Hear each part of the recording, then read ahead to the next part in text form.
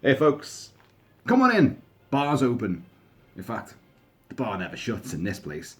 We've been here all night, haven't we, Kentucky? Yes, we have. So, bravo and salute, fine folks of the realm. A good vintage. Opened this morning. Folks, how are you all?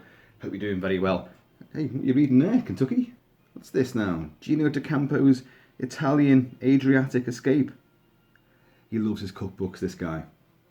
Thing is, you don't want him doing any cooking, especially with our lockdown rations at the moment. We haven't got much, and he's not going to be using, oh, we've got no olive oil. Oh, I'll have to use your whiskey. No, not doing that again.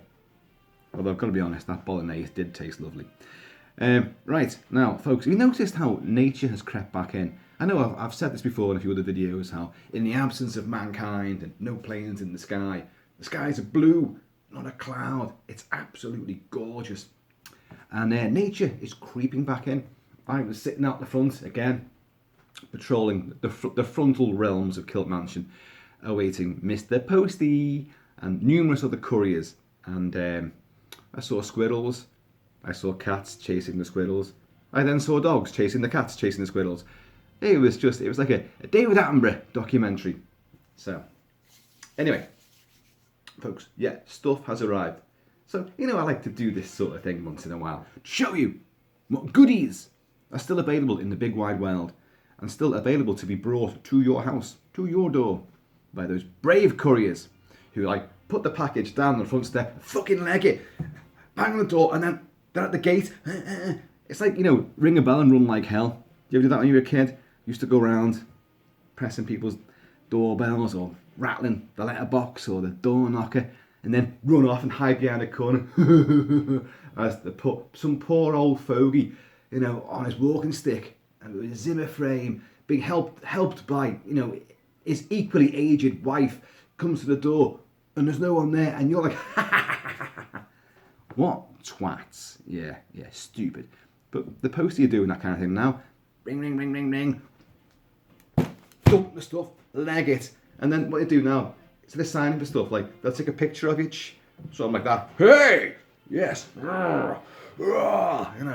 Just one picture will do. And not of you, just of the package at the address, if you don't mind. Oh, okay. Cheers. Thanks, mate. Anyway, luckily for me, today's deliveries were not the Works laptop. Although I do have an update on that one. I was talking to my neighbour, young Steve from next door, and we were discussing the work patterns. He, like me, has not been able to work for weeks now. But his wife, same as my wife, are both able to. But, as you know, I've said before, a Works laptop will be winging its way to me at some point. Plenty of other people on my team have got their laptops, and got them actually a couple of weeks ago. Me and my immediate compadres have all been languishing and we haven't even got the email telling us it's being sent out. And I was liaising with my buddy and he said, no, nothing's come through yet. And I'm like, yeah, no, me. And then I spoke to Steve and then picked up my phone again and there was the email I was dreading, saying that next week, somewhere between Monday and next Friday, so basically next week sometime, a laptop is coming to me. Damn it. So it's all coming to an end. Best drink up while I can. So, anyway, let's see what we got today, right? First of all, in my previous video, I was discussing Robert Shaw's costume as Quint for Jaws. Yes, there's still some Quint stuff going on.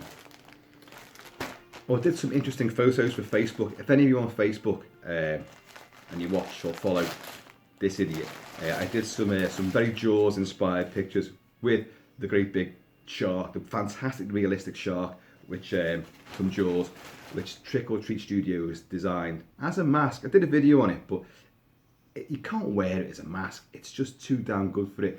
So we're trying to do some forced, perspective things to make the shark in the foreground look huge, and me in the background in all the Quint gear with a rigged up harpoon gun as well. Yeah, it was quite effective. And trying to get that all sorted out. It was partially successful, but it looked alright. Now this is the shirt, the shirt that I ordered to be well, my version of Quint's Levi's orange tab chambray work shirt. Now, this came from Germany. It was meant to arrive by 9 o'clock yesterday. I did say chances were it weren't going to do that, and lo and behold, it didn't. But it's here now. So I'm going to show you this. Now, if you remember, I was wearing one from my mate Dave the Blade, which is very similar to this. But I have to say that this wins out because A, it's got the two pockets. So what I'm going to do to this, because, you know, it's got that vintage sort of naval look to it, that sailor's sort of chambray on deck shirt. But the thing with Quint is, if you're going to be pedantic about these things, the buttons got to be black. So I will make them black. I will colour them black. What else can I say about this? I like it a lot. It does have the look. It does have the texture. It has the fine detail, the weave, which is very similar to it. So happy with that. Happy. And I got that, folks, for £8. 8 of the English pounds. Money well spent. Obviously, the Levi's orange tab, which was originally on the shirt he wore, they cut that off. Maybe they were just not advertising. I don't know.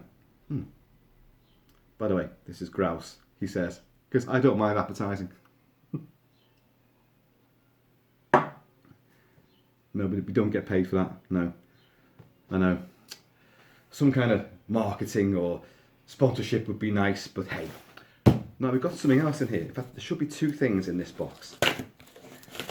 I don't think I need a skiing do to get into this one. Should be able to do this fairly well.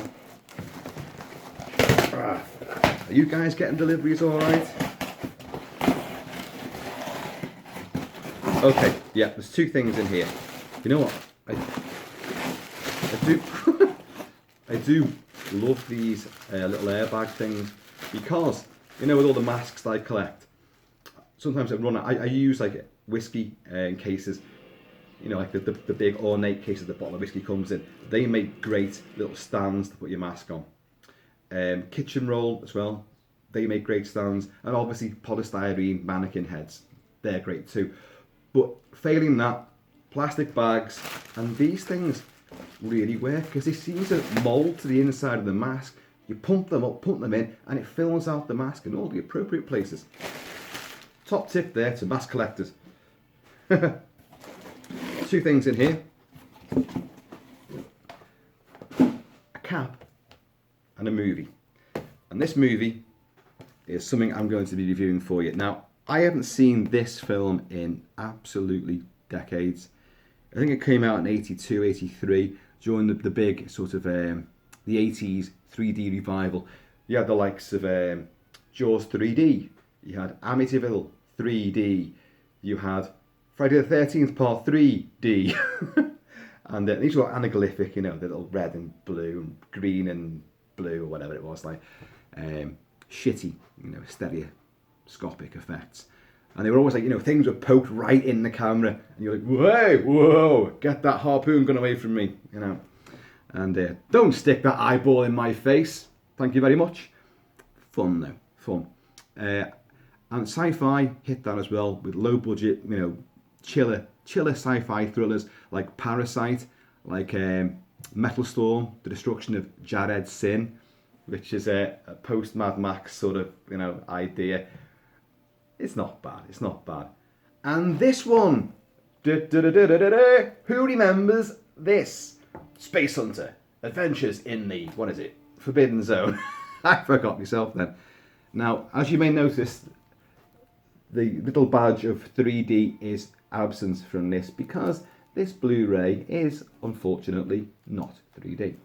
Now, I've never seen the film in 3D. I didn't see this at the Flicks at the time. I just saw it straight on VHS, or like Betamax I saw it on. And I've actually still got the big rental box that it came in. I've got a story about video shops.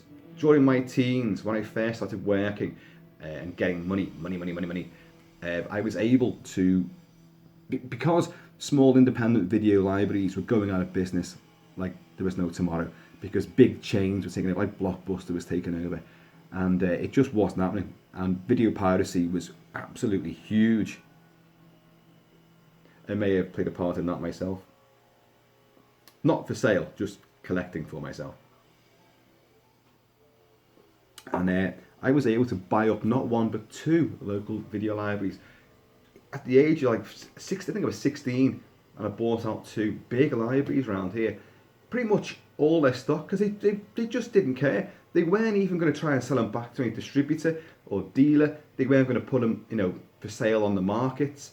I mean, there was no eBay back in those days, so it was just advertise them in the paper or something like that.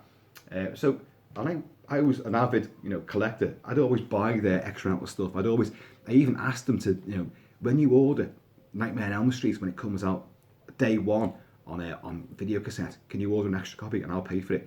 So I was getting stuff.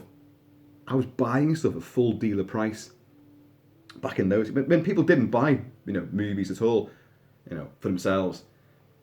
And because we're so well known, I just said, well, in fact, they asked me, look, we're getting rid of this stock.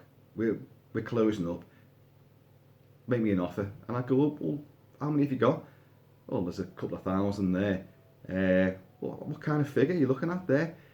But I was a bit shrewd, and I said, don't forget, I'm only on YTS. My money doesn't go very far. £36 per week is not that much.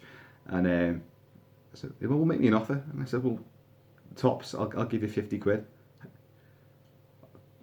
Look, you're only on YTS. Give us 40, take the lot. If you can get them all out of here today, that's great, because I'll be shutting up completely. 2,000 video cassettes. Yes! And a very enticing porno section as well. My God, was I popular in the 80s with all my chums. But yeah, so Molly Ringwald. It's Peter Strauss, famous Soldier Blue, who plays the Spacehunter. Now, I'm not going to say this is a great film. I don't remember too much about it, but I do remember liking it a lot. What's playing quietly in the sort of sidelines is Elmer Bernstein's rousing score for this movie. Yes, Elmer Bernstein. And there's a few little... At this time, he was about to go into doing Ghostbusters. He'd just done American Werewolf in London, and the scary music for Thriller, Michael Jackson's Thriller. So there's a lot of things that you'll recognise. There's a bit of Magnificent Seven in there as well. And there's a bit of, oh God, what is it now? Zulu Dawn as well. So it's great. It's a great sort of compilation of Elmer Bernstein's musical highlights. But I'm playing it quietly. Don't even care the wrath of the tube of you, any copyright stuff. Mainly because I know a few people who've come a cropper lately and had just videos getting taken down because of copyright. It happens.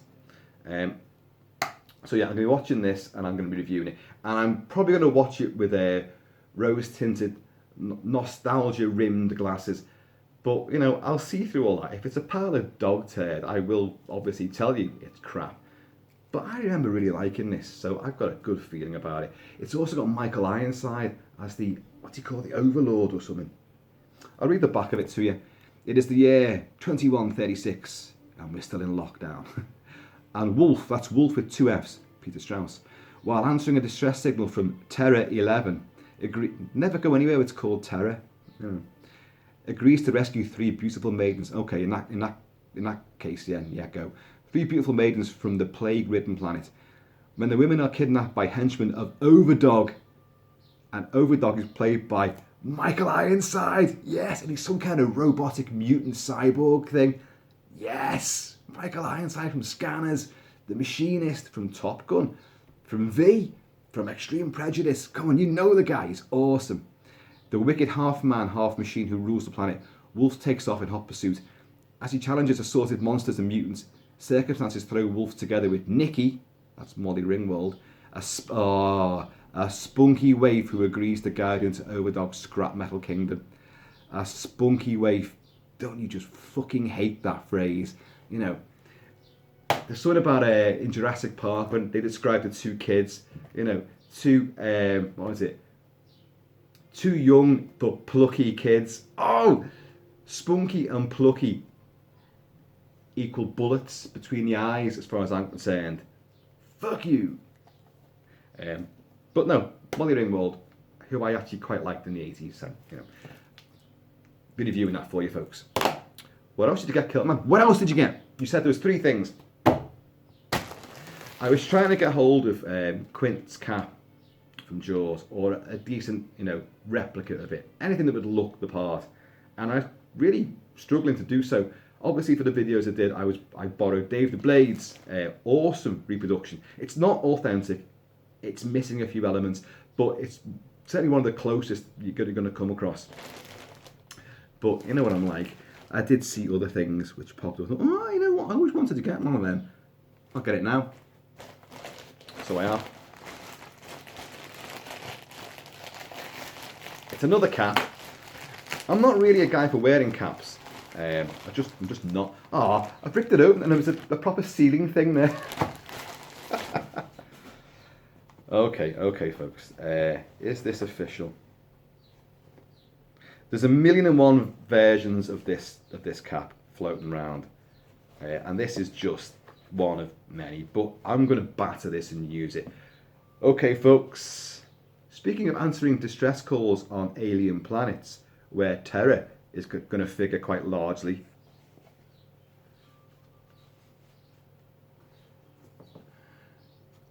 The Nostromo! Yes! This is Brett's hat. Brett, played by Harry Dean Stanton. Here, kitty, kitty. Here, kitty, kitty. Come on, Jonesy. You know, the dickhead who he loses the cat when they're trying to find the little chest burster. Well, they think it's just a little chest burster that scurried off after erupting out of John Hurt's chest. It grows pretty damn quickly. And he loses the cat, which popped up on the little motion tracker. So, go on, Brett, you lost him. Go find him. Okay, off he goes into the vast labyrinthine gothic structure of the Nostromo's like hold, where there's all chains clanking, there's all moisture dripping down them. Really, really terrifically eerie sequence. And he goes into these vast cathedral-like halls, wearing his cap. It's all very hot in there as well, and there's water from these coolant systems. I'd find that quite... If I was on a spaceship, trawling back from deep space, and there was a fucking leak in there, I'd find that quite, you know, distressing. I mean, you can't get a plumber out there, can you, to come and fix it? So, and he stands underneath one of these things, he's hot, he takes the hat off, and that's nice. And then puts that back on the water, makes a lovely noise on his cap. And he finds the cat. Come on, Jonesy, come on, Jonesy, here, Jonesy, Jonesy. And the cat, brilliantly acted by this little feline performer, just goes like that. And he's going, Jonesy, you know. And behind Brett, you see a shadowy figure of a xenomorph coming down behind him. Yeah. And he turns around, and the xenomorph, and as Goldsmith's music builds this horrible, gut-churning sort of, you know, track, suddenly its inner mouth, because it's got 2 mouths, hasn't it? Big mouth opens, inner mouth goes like that, right through the lovely badge of the Nostromo, and then drags him up into the, you know, the cooling ducts, the ventilation system, and bye, Brett.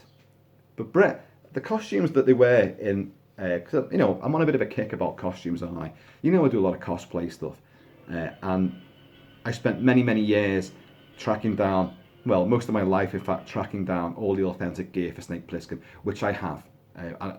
I've done partially, I've covered that, but I'm going to do a proper video on all the gear for that, so, because it's well worth it. And I know there's a lot of people out there who are massive Snake fans, yes. The name's Plissken, you know. I'll do a lot on that. I've also got the full McCready, Kurt Russell again, costume from the thing. All the authentic gear. Sourced, found, perfect. And I have all the gear from the 4 Mad Max movies.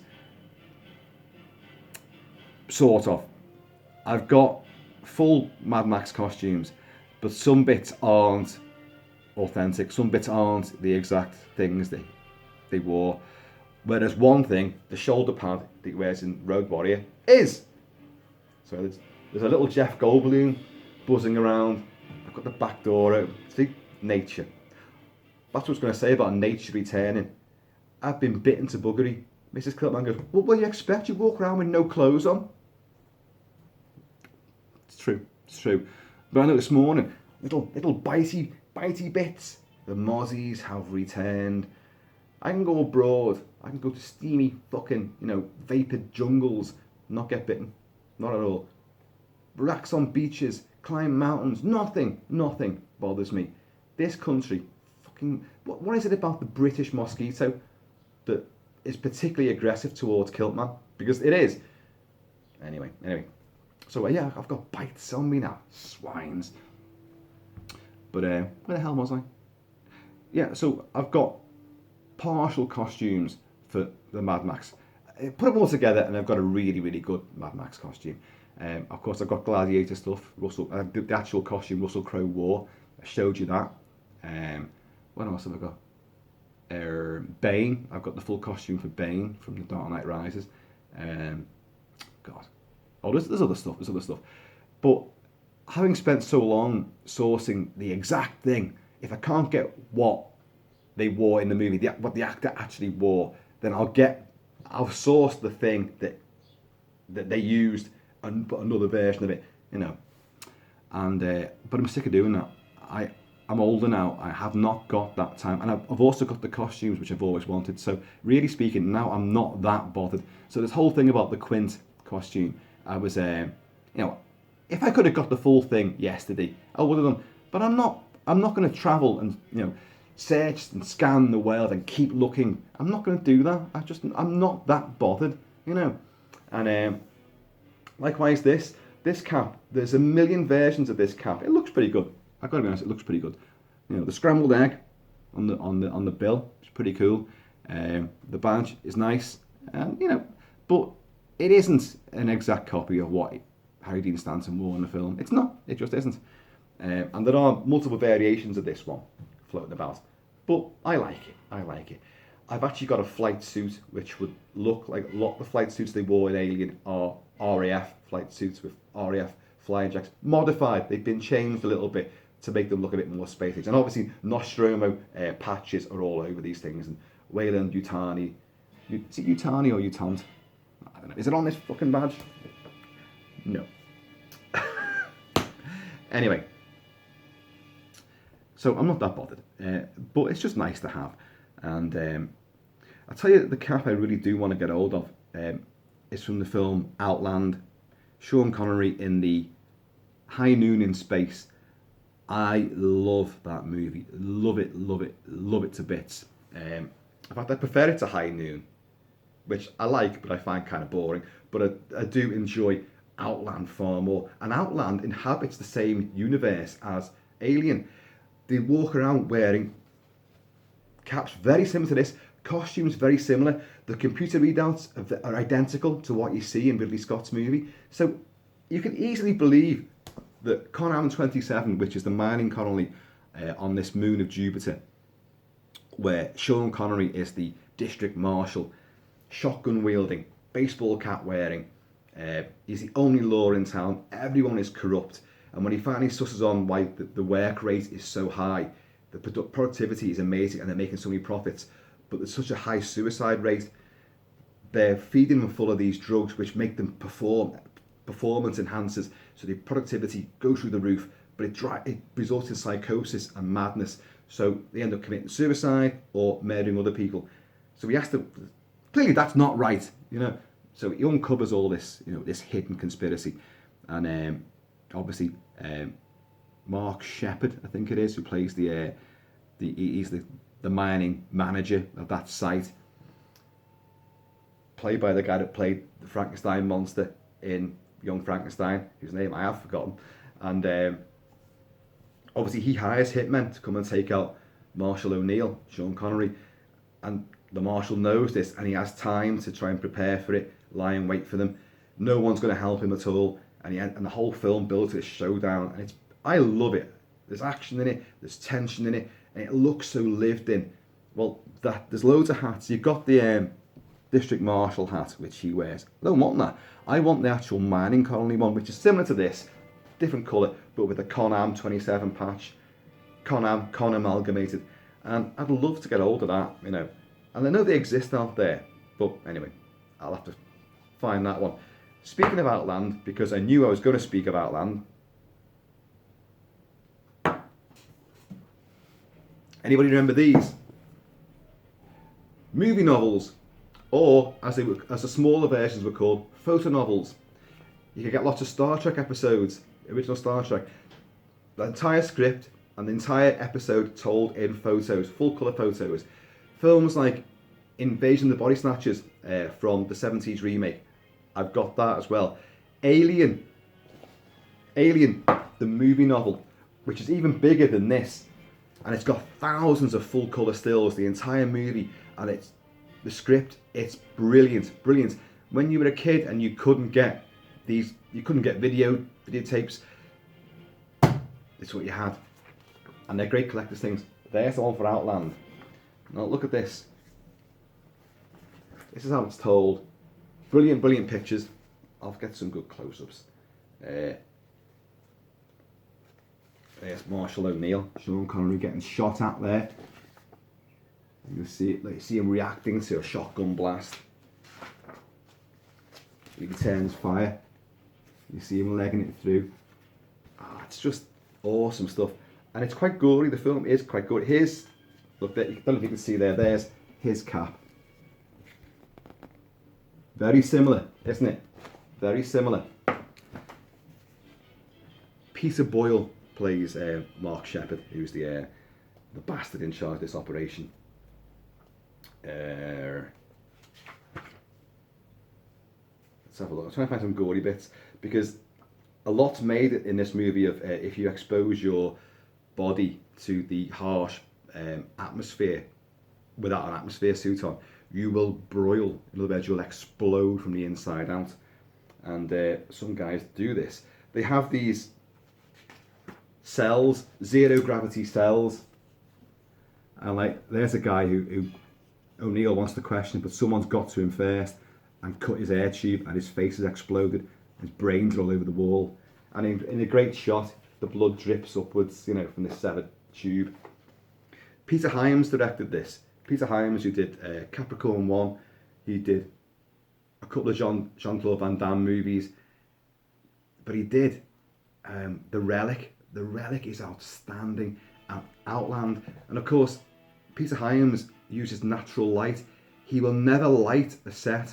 He won't have any fake lights. He just doesn't agree with it.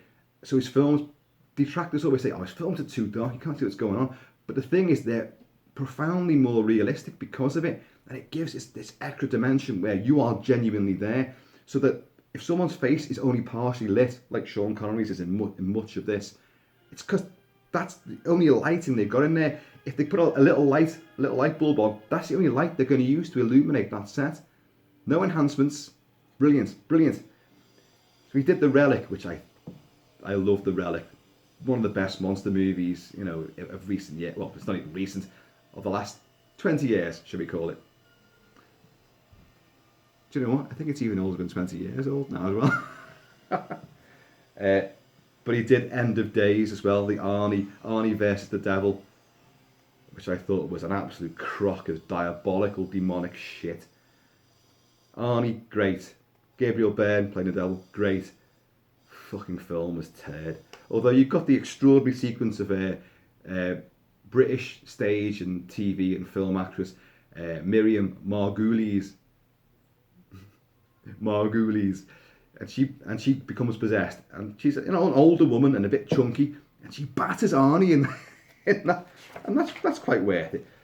I'm trying to find another shotgun blast there. That guy there, by the way, played the evil Russian bastard in Rambo First Blood Part 2. He's also in TV's Vikings at the moment. He was also the bad guy in Beverly Hills Cop. More gore. This guy decompresses himself in an elevator going down, but with no pressure suit on. Look what happens to him. I'll do a review of that at some point as well. What? I am getting on with it. I know. I've only got a couple of minutes left on recording. I know, thanks. You know, some people, you know, have to butt in, don't they?